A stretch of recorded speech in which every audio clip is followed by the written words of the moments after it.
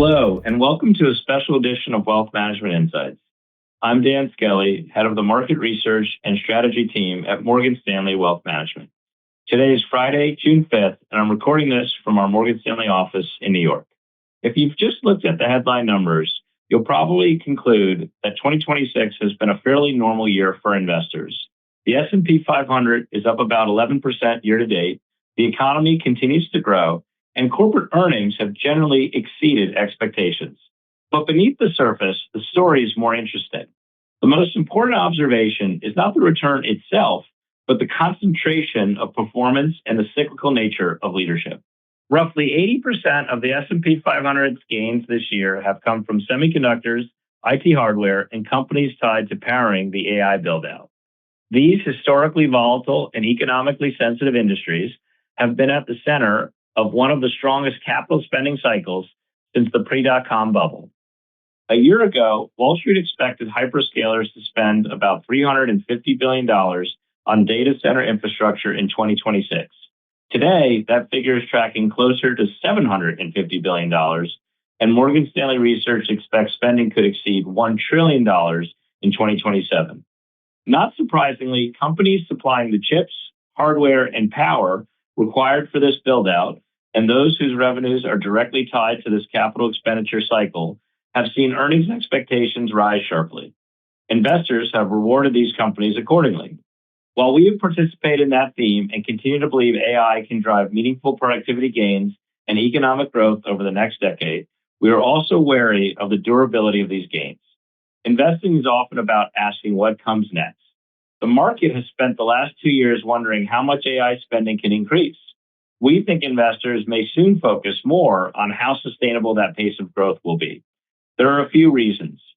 First, the bottleneck may be shifting.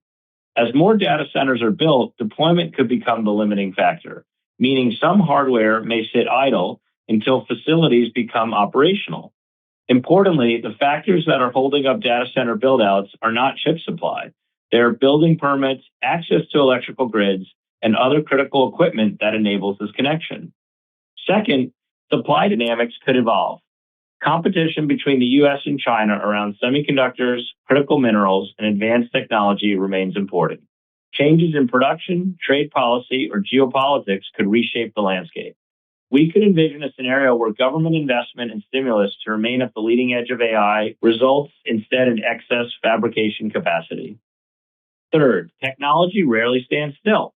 As AI models become more efficient, future workloads may require less compute power than they do today, which could moderate spending growth over time. We're also paying attention to market positioning. Many AI infrastructure beneficiaries have become crowded trades. Hedge fund and momentum exposure to semiconductors, hardware, and AI power remains elevated. That doesn't mean these stocks can't move higher, but it does suggest expectations are high and investors have less room for error. Importantly, none of this means we believe AI is a bubble yet. We remain constructive on the long-term opportunity, but leadership changes, capital spending cycles are rarely linear, and diversification still matters. That's why we're increasingly focused on what we call the second-order beneficiaries of AI, a group that we refer to as adopters. Financials can improve efficiency in underwriting.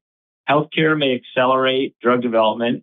Consumer platforms can streamline logistics and fulfillment.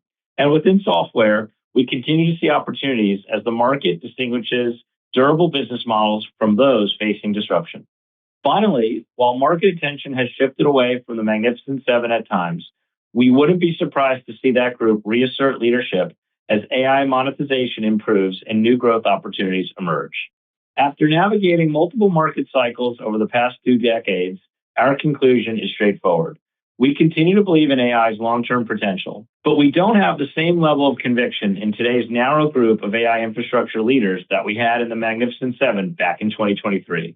For us, that reinforces the value of staying diversified, focusing on quality, and maintaining a long-term perspective, even when market enthusiasm is running high. Thanks for listening. For more information, please reach out to your Morgan Stanley financial advisor.